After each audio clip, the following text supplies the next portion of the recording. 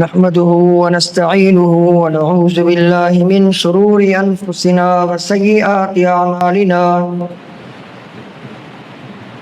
من يهده الله فلا مضل له ومن يضلل الله فلا هادي له أشهد أن لا إله إلا الله وحده لا شريك له وأشهد أن محمدا عبده ورسوله صلى الله عليه وسلم أما بعد فإن خير الحديث كتاب الله وخير الهدي هدي محمد صلى الله عليه وسلم وشر الأمور محدثاتها وكل محدثة بدعة وكل بدعة ضلالة وكل ضلالة في النار. اللهم صل على محمد وعلى آل محمد كما صليت على إبراهيم وعلى آل إبراهيم إنك حميد مجيد. اللهم بارك على محمد وعلى آل محمد كما باركت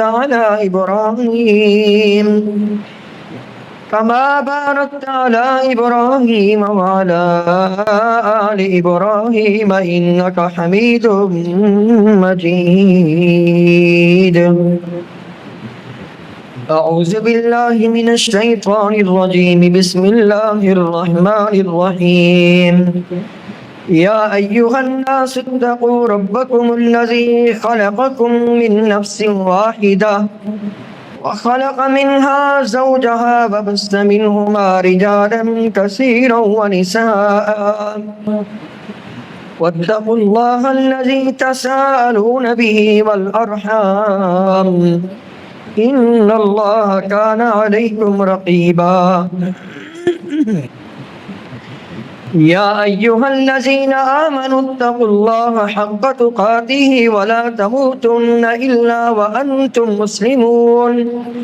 يا أيها الذين آمنوا اتقوا الله وقولوا قولا سديدا يصلح لكم أعمالكم ويغفر لكم ذنوبكم ومن يطع الله ورسوله فقد فاز فوزا عظيما. قال الله تبارك وتعالى بسم الله الرحمن الرحيم. قل هو الله أحد الله الصمد لم يلد ولم يولد ولم يكن له كفوا أحد.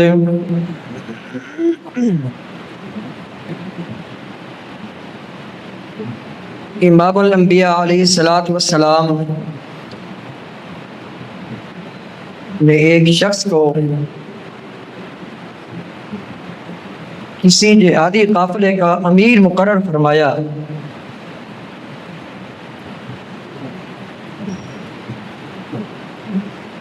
جب یہ قافلہ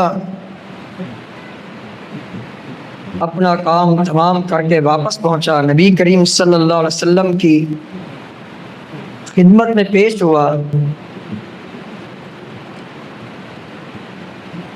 اس قافلے کے امیر کے متعلق چند لوگوں نے امام الانبیاء علیہ السلام کو ایک کمپلین کرائی کہ اے اللہ کے پیارے پیغمبر صلی اللہ علیہ وسلم، یہ ہمارا جو امیر ہے بہت اچھا ہے، بڑی اس میں خوبیاں ہیں، لیکن اس نے ایک ایسا کام سر انجام دیا ہے جو ہم نے کبھی نہیں دیکھا. کیا ہے بتاؤ؟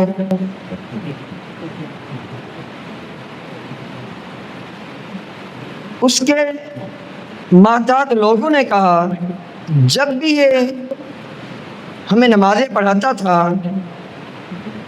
تو تو جو بھی اس نے قرات کرنی ہوتی تھی سورۃ الفاتحہ کے بعد، کوئی سورت پڑھ رہا ہے، سورۃ طٰہٰ، سورۃ یاسین، سورۃ الرحمن، جو بھی سورت پڑھتا، جب اس کی قرات کمپلیٹ ہو جاتی، سورۃ الفاتحہ کے علاوہ کسی اور سورت سے جو پڑھتا، جب وہ قرات مکمل کرتا فَيَقْرَأُ بِقُلْ هُوَ اللَّهُ أَحَدٌ، تو آخر میں یہ قل هُوَ اللَّهُ أَحَدٌ پڑھتا۔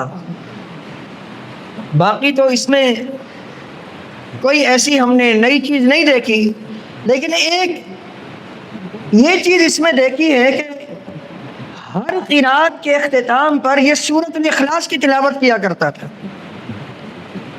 امام البخاری رحمہ اللہ نے یہ پورا واقعہ اپنی صحیح میں روایت فرمایا، کتاب التوحید میں، اپنی کتاب کے آخری چیپٹر میں، کتاب التوحید۔ تو امام الانبیاء علیہ السلام نے فرمایا کہ سلوہ لأی شیء یصنع ذلک، تم نے یہ تو اس کے بارے میں بتا دیا کہ اس میں ہم نے یہ چیز دیکھی ہے کہ ہر قرات کے اختتام پر یہ سورۃ الاخلاص کی تلاوت کرتا ہے، اس سے پوچھو ایسا کیوں کرتا ہے؟ ایک دو لوگوں نے جا کر اس سے پوچھا، بھئی آپ اپنی قرات میں ایسا کیوں کرتے ہیں؟ قرات کے اختتام پر آپ اس سورت کی تلاوت کرتے ہیں، ایسا کیوں؟ اس نے کہا کہ لأنہا صفت الرحمن، میں اس لیے اس سورت کی قرات آخر میں کرتا ہوں کیونکہ اس سورت میں اللہ تعالیٰ کی صفات ہے، صفت الرحمن ہے، رحمان کی صفت ہے۔ ایک وجہ تو یہ ہے، اور دوسرا اس وجہ سے وَأَنَا أُحِبُّ أَنْ أَقْرَأَهَا، مجھے اس سورت سے پیار ہو گیا ہے، مجھے اس سورت سے محبت ہو گئی ہے، اس وجہ سے میں اس سورت کی قرات کرتا ہوں، بار بار قرات کرتا ہوں، یہ میری محبت کے ایک انداز ہے اور اظہار ہے۔ امام الانبیاء علیہ السلام کو جب پتہ چلا، ان لوگوں نے آ کر بتایا کہ وہ کہہ رہا ہے کہ لأنہا صفت الرحمن وَأَنَا أُحِبُّ أَنْ أَقْرَأَهَا، تو آپ علیہ السلام نے فرمایا اخبروہ ان اللہ یحبہ، جا کر اس کو میری طرف سے خوشخبری دے دو، اللہ تعالیٰ اس سے محبت کرتا ہے۔ تو یہ سورت بڑی عظیم سورت ہے، سورۃ الاخلاص۔ امام الانبیاء علیہ السلام بار بار اس کی تلاوت کیا کرتے، بار بار، کوئی دن کوئی رات ایسی نہ گزرتی جس دن یا جس رات میں آپ علیہ السلام اس سورہ مبارکہ کی تلاوت نہ کرتے ہوں۔ صحیح مسلم کی حدیث، امام الانبیاء علیہ السلام فجر کی 2 سنتوں میں پہلی رکعت میں سورۃ الکافرون پڑھا کرتے تھے اور دوسری رکعت میں سورۃ الاخلاص کی تلاوت کیا کرتے ہیں۔ صبح کی ابتدا ہے، جس صبح کی اللہ تعالیٰ نے قسم کہی والصبح اذا اسفر، اس صبح کے شروع ہوتے ہی، فجر کی اذان ہوتے ہی، فجر کی نماز سے پہلے ان 2 رکعتوں میں امام الانبیاء علیہ السلام ڈیلی یہ 2 صورتیں پڑھا کرتے تھے۔ سورۃ الفاتحہ کے بعد پہلی رکعت میں فجر کی سنتوں کی پہلی رکعت میں سورۃ الکافرون اور دوسری رکعت میں سورۃ اخلاص کی تلاوت کیا کرتے۔ اسی طرح یہ صبح کی ابتدا ہے، رات کے اختتام۔ ابھی آپ علیہ السلام سونے کی تیاری فرما رہے ہیں، سوتے وقت آپ علیہ السلام، صحیح بخاری کی حدیث ہے، سونے سے پہلے 3 بار یہ آخری 3 قل پڑھ کر اپنے اوپر دم کر کے سویا کرتے تھے، سورۃ الاخلاص، سورۃ الفلق اور سورۃ الناس، یہ دونوں پڑھتے، پڑھ کر آپ علیہ السلام اپنے مبارک ہاتھوں پر پھونک مارتے، اپنے جسم کے اگلے حصے سے اور چہرے انور سے شروع کرتے اپنے ہاتھ کو پھیرنا، پورے جسم پر جہاں تک استطاعت ہوتی اپنا پورا ہاتھ پھیرتے، اور ہر رات آپ علیہ السلام یہ عمل دہرایا کرتے تھے۔ فجر کی صبح کی ابتدا ہوئی اس سورت کی تلاوت، ابھی سونے کی تیاری فرما رہے ہیں اس سورت کی تلاوت، رات کو اٹھتے جب تہجد کے لیے، ابھی رات کا اختتام ہے۔ عام طور پر امام الانبیاء علیہ السلام رات کے آخری حصے میں تہجد پڑھا کرتے تھے، وتر پڑھ رہے ہیں، وطر کی پہلی رکعت میں سورۃ الاعلیٰ پڑھا کرتے، دوسری رکعت میں سورۃ الکافرون پڑھا کرتے، وطر کی آخری رکعت میں یہی سورت پڑھا کرتے۔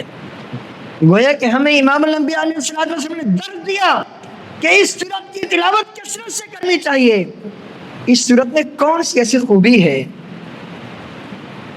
سب سے بڑی خوبی اس سورت کی یہ ہے، سب سے بڑی خوبی یہ پوری سورت اللہ تعالیٰ کی صفت پر مبنی ہے، اور اس میں جتنے بھی دنیا کے باطل فرق ہے، فرق ضالہ گمراہ فرقے، سب کا رد ہے۔ جتنے بھی مشرک لوگ ہیں، شرک وقت کے عظیم پیغمبر سیدنا نوح علیہ السلام کی قوم سے شروع ہوا، قیامت تک ہوتا رہے گا۔ انبیاء علیہ السلام آئے، ڈراتے رہے، آگاہ کرتے رہے، چلے گئے دنیا سے۔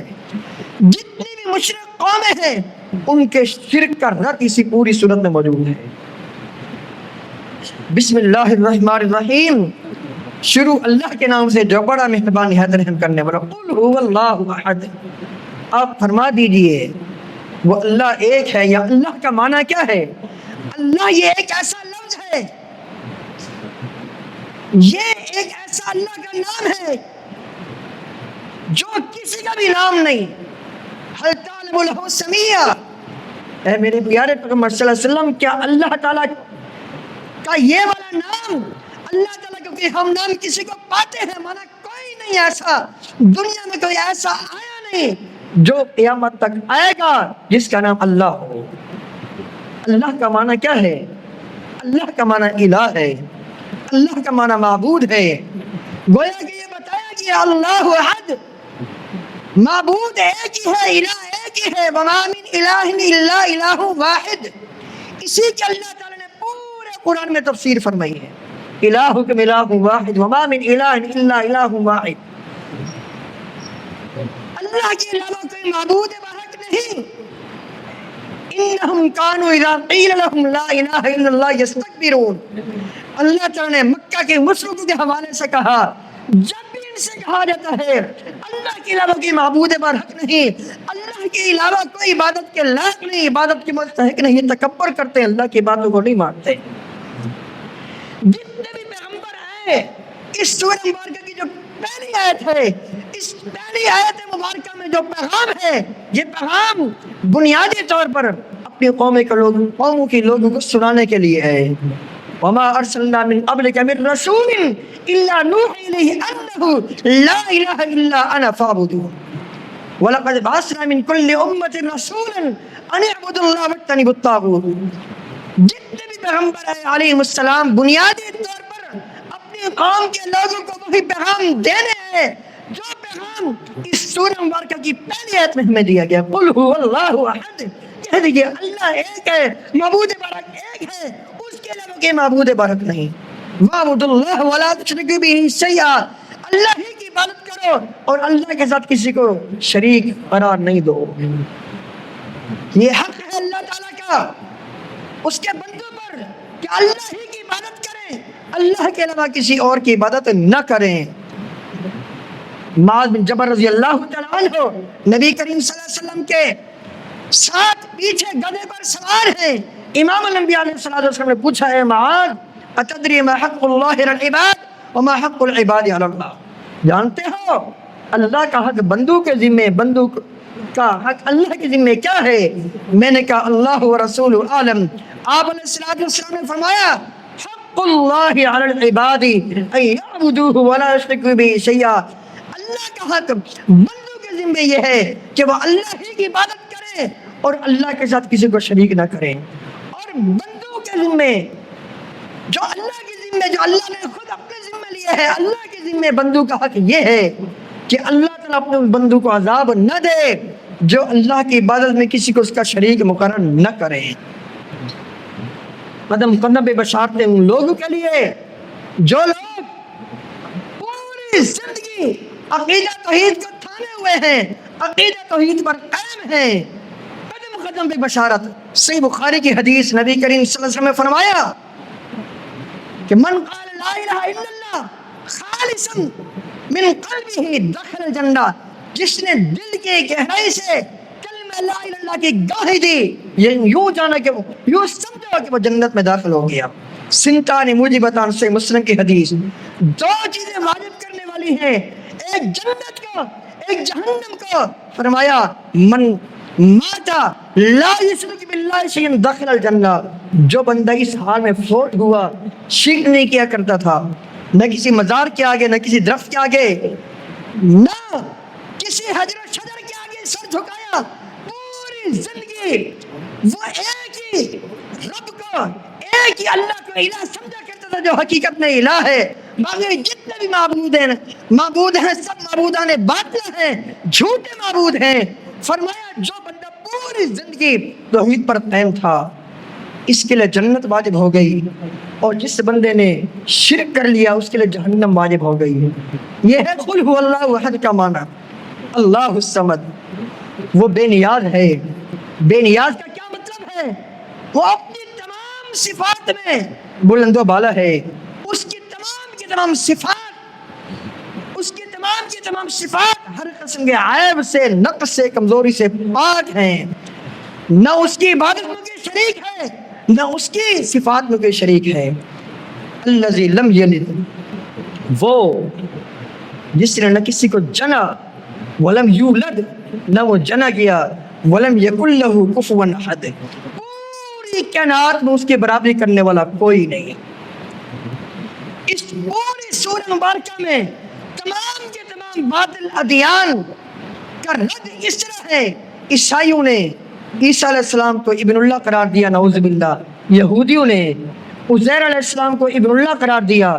مکہ کے مشرکوں نے فرشتوں کو نعوذ باللہ اللہ کے بیٹا قرار دی۔ اللہ تعالیٰ نے سب کے بارے میں فرمایا نہ وہ کسی کا باپ ہے، اللہ اکبر، نہ اس نے کسی کو جنا، نہ وہ جنا گیا، نہ اس کی اولاد ہے، نہ وہ کسی کا باپ ہے۔ پوری کائنات میں اس جیسا کوئی ہے ہی نہیں، وَلَهُ الْمَثَلُ الْأَعْلَىٰ، اس کی تمام کے تمام صفات اعلیٰ درجے پر قائم ہے، اس کی صفات پر کوئی پہنچ ہی نہیں سکتا۔ وہ ذات کے اعتبار سے بھی بلند ہے، وہ صفات کے اعتبار سے بھی بلند و بالا ہے، وَلَهُ الْمَثَلُ الْأَعْلَىٰ۔ ذات کے اعتبار سے کہاں ہے؟ الرحمن علی العرش استویٰ، پوری کائنات سے بالکل الگ تھلگ، سات آسمانوں سے اوپر، عرش پر اپنی تمام مخلوقات سے الگ ہے۔ الرحمن علی العرش استویٰ، اس پوری صورت کے پیغام ہے۔ امام الانبیاء علیہ السلام کو ایک خبر پہنچی، علامہ ابن کثیر رحمہ اللہ تعالی اس واقعے کو اسی سورہ مبارکہ کی تفسیر میں روایت فرماتے ہیں۔ علامہ البانی رحمہ اللہ نے صحیح ترغیب و ترہیب میں اس حدیث کو صحیح قرار دیا ہے۔ صحیح بخاری میں بھی مختصر یہ واقعہ موجود ہے۔ آپ علیہ الصلوۃ والسلام کو ایک خبر پہنچی کہ مسجد قباء میں ایک ایسا امام ہے۔ مسجد قباء یہ وہ مسجد ہے، امام الانبیاء علیہ الصلوۃ والسلام ہر ہفتے ایک بار ضرور اس مسجد میں جایا کرتے تھے۔ صحیح بخاری سے مسلم کی حدیث، کبھی پیدل جایا کرتے، کبھی سواری پر جایا کرتے۔ اور آپ علیہ الصلوۃ والسلام نے فرمایا جامع ترمذی کی صحیح سند کے ساتھ حدیث، جو بندہ گھر سے وضو کر کے مسجد قباء میں جائے، 2 رکعتیں پڑھے، صرف 2 رکعتیں وضو گھر سے کر کے جائے، فرمایا جو اس مسجد میں جائے گا اس کو ایک عمرے کا اللہ تعالیٰ اجر و ثواب دے گا۔ اللہ تعالیٰ ہم سب کو لے جائے اپنے گھر کی زیارت کے لیے، مکہ میں لے جائے، مدینہ میں لے جائے، وہاں یہ حدیث مکمل ریفرنس کے ساتھ لکھی ہوئی ہے، عربی میں بھی اردو میں بھی اس کا ترجمہ ہے کہ جو بندہ اس مسجد میں جائے گا، مسجد قباء میں، وہاں جا کر 2 رکعتیں پڑھے گا، یہ 2 رکعتیں اس کے لیے عمرے کے برابر ہے۔ اسی مسجد کے حوالے سے ایک امام کے بارے میں آپ علیہ الصلوۃ والسلام تک ایک خبر پہنچی، بلکہ آپ خود جب وہاں تشریف لے گئے اس مسجد میں، وہاں کے لوگوں نے امام کی ایک کمپلین کری، شکایت کری، اے اللہ کے رسول صلی اللہ علیہ وسلم، اس مسجد کا جو امام ہے جب بھی ہمیں نماز پڑھاتا ہے سورۃ الفاتحہ کے بعد پہلے سورۃ الاخلاص کی تلاوت کرتا ہے، پہلے سورۃ الاخلاص کی تلاوت کرتا ہے، پھر بعد میں وہ کسی اور سورت کی تلاوت کرتا ہے۔ ہم نے اس سے کہا ہے کہ آپ یا تو ایسا کرو کسی اور صورت کی تلاوت کرو یا صرف اس کی تلاوت کر کے اس کو کافی سمجھو. وہ ہماری بات ماننے کے لیے تیار نہیں. اللہ کے رسول صلی اللہ علیہ وسلم فرمایا پھر ایسا کرو امام چینج کر لو. کہا نہیں ایسا بھی نہیں کر سکتے کیونکہ یہ ہمیں سب سے محبوب ہے. جتنے بھی ہمارے یہاں کے لوگ ہیں سب سے ہمیں صاحب فضیلت لگتا ہے. اس وجہ سے ہم اس کو چھوڑنے کے لیے بھی تیار نہیں. پتہ کیا چلا امام ایسا ہونا چاہیے. سبحان اللہ. امام ایسا ہونا چاہیے کہ مقتدی مجبور ہو جائے. اگر اللہ نہ کرے کسی وجہ سے اس کا جواب دیا جائے سارے مقتدی یا کہ ذبح ہو جائے نہیں بھائی اس کو یہاں سے نہیں جانے دینا باقی جو مرضی ہو جائے. امام ایسا ہونا چاہیے. کہنے لگے امام تبدیل نہیں کر سکتے. کیوں نہیں کر سکتے؟ یہ ہمیں بڑا پسند ہے لیکن اس میں یہ کوتاہی جو ہے اس کی ہمیں سمجھ میں نہیں آتی. ہماری بات بھی نہیں مانتا. آپ علیہ الصلوۃ والسلام اس سے پوچھا تم ایسا کیوں کرتے ہو؟ یا تو کسی اور سورت کی تلاوت کرو. رکھ دیا سورۃ الفاتحہ کے بعد اسی کی تلاوت کرو کسی اور سورت کو نہ پڑھو. اس نے یہی کہا اے اللہ کے رسول صلی اللہ علیہ وسلم بات یہ ہے مجھے اس سورت سے محبت ہے. میرا جی چاہتا ہے میں بار بار اس سورت کو پڑھوں بار بار اس کی تلاوت کروں. آپ علیہ الصلوۃ والسلام نے فرمایا اس کو کہہ دو حبک ایہا ادخلک الجنۃ. اس سورت سے محبت کی وجہ سے یوں سمجھو تم جنت میں پہنچ چکے ہو. اور پھر فرمایا جس نے چلتا پھرتا جنتی دیکھنا وہ اس کو دیکھنا ہے. ہمیں بھی پڑھنی چاہیے یہ سورت. اس سورت کے مطابق عقیدہ بنانا چاہیے.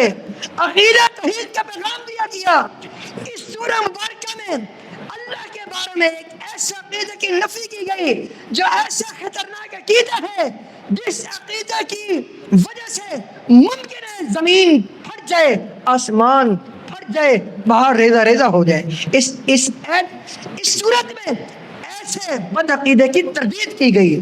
وہ صورت میں جو عقیدہ پیش کیا گیا جس عقیدہ کی نفی کی گئی وہ کون سا عقیدہ ہے؟ وہ اللہ تعالیٰ کے لیے اولاد کا عقیدہ رکھنا ہے.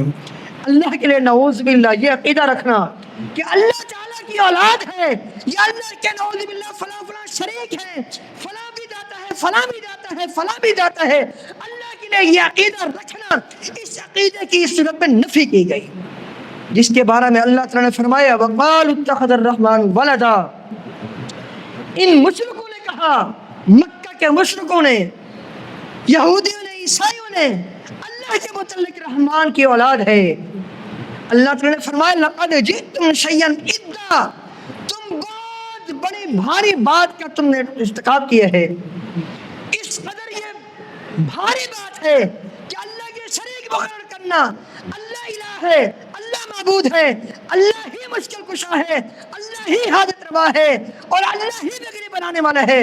اللہ تعالیٰ ہی غوث اعظم ہے. وہی دستگیر ہے وہی مددگار ہے. وہی جس کو چاہتا ہے بیٹے دیتا ہے جس کو چاہتا ہے بیٹیاں دیتا ہے. وہی حاجت روا وہی مشکل کشا وہی رب العالمین ہے. اللہ کے علاوہ کسی اور کے بارے میں عقیدہ رکھنا یہ ایسا بھیانک گناہ ہے. تکاد السماوات یتفطرن منہ. قریب ہے اس عقیدے کی وجہ سے آسمان پھٹ جائے. یتفطرن منہ وتنشق الارض. زمین پھٹ جائے. وتخر الجبال حدا.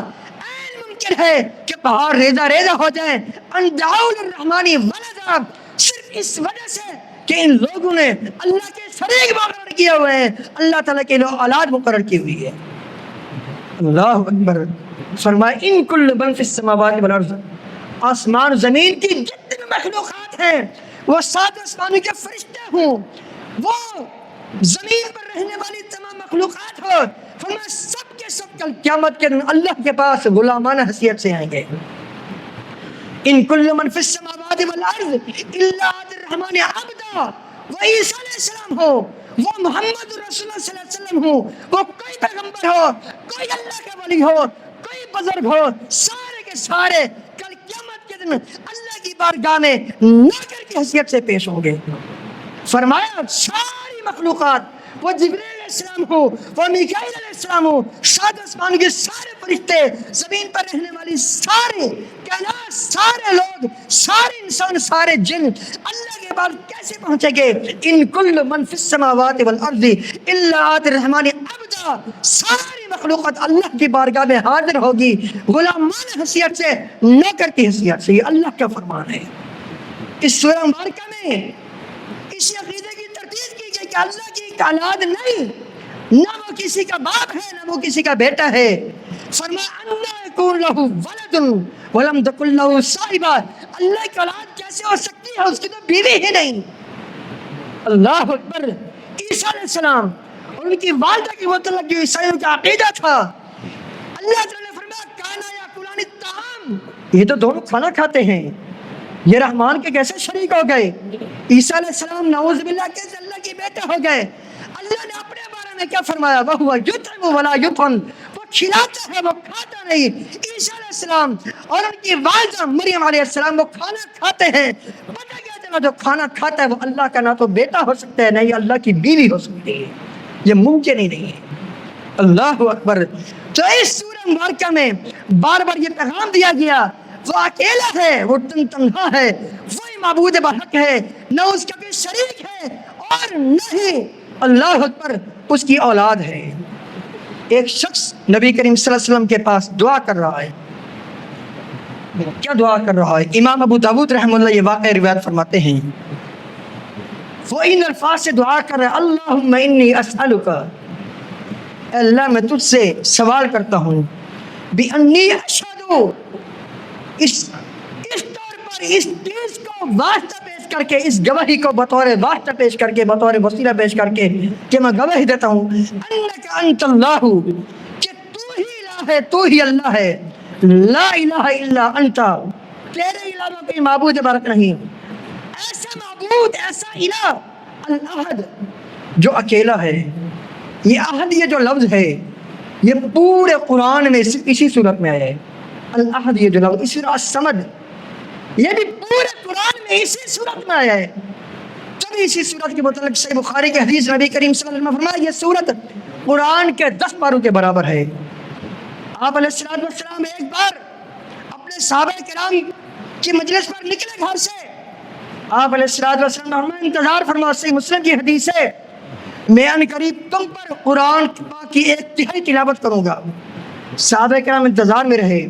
امام الانبیاء علیہ السلام نے سورۃ الاخلاص کی تلاوت کی، گھر جانے لگے۔ عرض کیا گیا آپ نے تو فرمایا تھا کہ میں قرآن پاک کی 1/3 تم پر تلاوت کروں گا، آپ جا رہے ہیں۔ آپ علیہ السلام نے فرمایا کیا میں نے تم پر سورۃ اخلاص کی تلاوت نہیں کی؟ عرض کیا کہ بالکل کی۔ فرمایا انہا لتعدل ثلث القرآن، یہ ایک ہی سورت قرآن پاک 1/3 ہے۔ علماء نے یہاں یہ صلاح کی ہے اگر کوئی بندہ قرآن نہ پڑھ سکتا ہو، اس پر مشکل اور دشواری ہو، وہ صرف 3 بار اگر یہ سورہ اخلاص یہ 3 بار پڑھ لے، اللہ تعالیٰ اس کے اخلاص کی برکت سے پورے قرآن کا اس کو اجر و ثواب دے گا۔ اتنی بڑی فضیلت والی سورت ہے۔ تو اس شخص کو سنا وہ دعا کر رہا ہے، اللہم انی اسألک، اللہ میں تجھ سے دعا کرتا ہوں، بِأَنِّي أَشْهَدُ، اس گواہی کو بطور واسطہ، بطور وسیلہ پیش کر کے میں گواہی دیتا ہوں، انک انت اللہ، کہ تو ہی اللہ ہے، الاحد الصمد، تو اکیلا ہے، الصمد ہے، لم یلد ولم یولد، جس نے نہ کسی کو جنا نہ وہ جنا کیا، ولم یکن لہ کفوا احد، نہ پوری کائنات میں اس جیسا کوئی ہے نہ اس کا ہم پلہ کوئی ہے۔ آپ علیہ السلام سن رہے تھے۔ آپ علیہ السلام نے فرمایا لقد سأل اللہ بسمہ الذی آتا بسمہ الذی، اس نے اللہ تعالیٰ کے اس نام کے واسطے سے دعا کی، ایسا بہترین نام ہے، اذا سئل بہ آتا، جب بھی اس نام کے واسطے سے اللہ تعالیٰ سے دعا کی جائے اللہ تعالیٰ قبول فرماتا ہے، اذا دعی بہ اجاب واذا سئل بہ آتا، جب بھی یہ دعا پڑھ کر بندہ کوئی دعا کرے اللہ تعالیٰ اس کی دعا قبول فرمائے گا۔ اسی طرح آپ علیہ السلام نے ایک ایسا ذکر کے بارے میں فرمایا، اللہ کے بندوں تجربہ تو کر کے دیکھو، آج کل ہم جس موسم سے گزر رہے کتنی پریشانیاں ہیں، بارشوں نے کہاں کہاں تباہی مچائی، الحفظ والامان، حالانکہ بارش رحمت ہے، اللہ تعالیٰ نے اس کو رحمت قرار دیا، لیکن یہ حکومتی نااہلی کی وجہ سے اور ہماری بدعمالی کی وجہ سے یہ بارش ہمارے لیے نقصان بن گئی۔ اب تجربہ کر کے دیکھیں، اللہ تعالیٰ کے پیارے پیارے ناموں کو بطور وسیلہ پیش کر کے، اس کی صفات کو بطور وسیلہ پیش کر کے دعا کر کے دیکھیں، اللہ تعالیٰ پریشانی دور کرتا نہیں کرتا۔ جامع ترمذی کی حدیث، آپ علیہ السلام نے فرمایا، جو بھی بندہ کسی مصیبت میں مبتلا ہو، کسی پریشانی میں، کسی تکلیف میں، گھر کی کوئی پریشانی ہے کہ باہر کی پریشانی ہے، کاروباری پریشانی ہے، کئی عرصے سے بیمار ہے اور بیماری جان نہیں چھوڑ رہی، ہاسپٹل کے چکر لگ رہے ہیں، پریشانی ہے لیکن کوئی حل نہیں نکل رہا، فرمایا کوئی ایسا بندہ جب بھی دعا کرے، اگر وہ دعا کرتے ہوئے یہ الفاظ اپنی دعا میں لے کرے، لا الہ الا انت سبحانک انی کنت من الظالمین، لا الہ الا انت، اللہ تیرے علاوہ کوئی معبود برحق نہیں، میں ہی نادان ہوں، مجھ سے خطا ہو گئی، میں گناہگار ہوں، میں ظالم ہوں، اللہ تو مہربان ہے، تو ہر قسم کے نقص سے عیب سے پاک ہے، میری پریشانی دور فرما دے۔ جو بھی دعا میں یہ کلمات کہے گا، جو بھی پھر دعا کرے گا، جیسے اللہ تعالیٰ نے یونس علیہ السلام کو مچھلی کے پیٹ سے نجات دی، اسی دعا کے پڑھنے کی وجہ سے اسی طرح جو بھی مسلمان دعا کرے گا اور دعا میں یہی کلمات پڑھے گا، اللہ تعالیٰ اس کی پریشانی سے اس کو نجات عطا فرمائے گا۔ اس میں کیا ہے؟ عقیدہ توحید کا پیغام ہے، قربان جاؤں، عقیدہ توحید ایک ایسا عقیدہ ہے، یقین جانے موت اگر سامنے کھڑی ہوئی ہے، بظاہر کے بچنے کے امکان نہیں، بظاہر آفت آ چکی ہے، اگر اس وقت بھی بندہ خالق اپنے رب کو پکارے، یہ جو بارشوں میں جو ہلاکتیں ہوئی، یہ سیلاب آئے، خیبر پختونخوا کی کتنی بری حالت ہے، کراچی کی حالات کو دیکھ لیں، اصل جو اللہ تعالیٰ ہمیں بتانا چاہتا ہے وہ یہی ہے، لعلہم یرجعون، لوگوں میری طرف رجوع کرو، ابھی بھی ٹائم ہے، ابھی بھی وقت ہے، وَلَنُذِيقَنَّ مِنَ الْعَذَابِ الْأَدْنَىٰ دُونَ الْعَذَابِ الْأَكْبَرِ لَعَلَّهُمْ يَرْجِعُونَ۔ اللہ تعالیٰ نے فرمایا اس طرح کے چھوٹے موٹے عذابوں کے مزے ہم چکھائیں گے، کیوں اللہ؟ کس لیے؟ تو تو رحمان ہے، تو تو رحیم ہے، تو نے اپنے بارے میں فرمایا وَلَا يَظْلِمُ رَبُّكَ أَحَدًا، تیرا رب کسی پر ظلم نہیں کرتا، ان اللہ لا یظلم مثقال ذرہ، اللہ تعالیٰ تو ذرہ برابر بھی ظلم نہیں کرتا۔ پھر یہ چیزیں کیوں؟ فرمایا اس لیے وَلَنُذِيقَنَّ مِنَ الْعَذَابِ الْأَدْنَىٰ دُونَ الْعَذَابِ الْأَكْبَرِ، اس لیے کہ چھوٹے موٹے عذاب کو دیکھ کر آپ لوگ میری طرف رجوع کرو، آگے جو بڑا عذاب ہے، قبر کا عذاب ہے، آخرت کا عذاب ہے، جہنم کا عذاب ہے، تاکہ تم اس عذاب سے بچ جاؤ، میری طرف رجوع کرو اور میری توحید کو مانو، شرک کو چھوڑو، بدعت و خرافات کو چھوڑو، سچی توبہ کرو، گناہوں سے تائب ہو جاؤ۔ میں یہی چاہتا ہوں لعلہم یرجعون، تاکہ لوگ اللہ کی طرف رجوع کریں۔ آج اللہ کی طرف رجوع کا ٹائم ہے، رجوع کا وقت ہے، آئیے اللہ تعالیٰ سے دعا کرتے ہیں، اے اللہ جو کچھ ہو چکا ابھی آگے کے لیے تو خاص مہربانی فرما، کرم فرما، اے نوازش فرما، ہمیں نقصانات سے بچا لے، اے اللہ اپنی خاص مہربانی سے ہمیں اپنی اصلاح کرنے کی توفیق عطا فرما۔ یہ بات عرض کر رہا تھا، یہ یونس علیہ السلام مچھلی کے پیٹ میں تھے، موت سامنے ہے، اللہ نے نجات دی۔ یہ 3 غار والوں کا واقعہ، اللہ تعالیٰ سے دعا کی، یہ ایسے لوگ تھے جن کے بارے میں کسی کو کوئی پتہ نہیں، کوئی اتا پتہ نہیں، تیز بارش آئی، یہ غار میں تھے، غار کے اوپر سے بہت بڑی چٹان گری، تینوں اندر، تینوں کس کو پکار رہے ہیں؟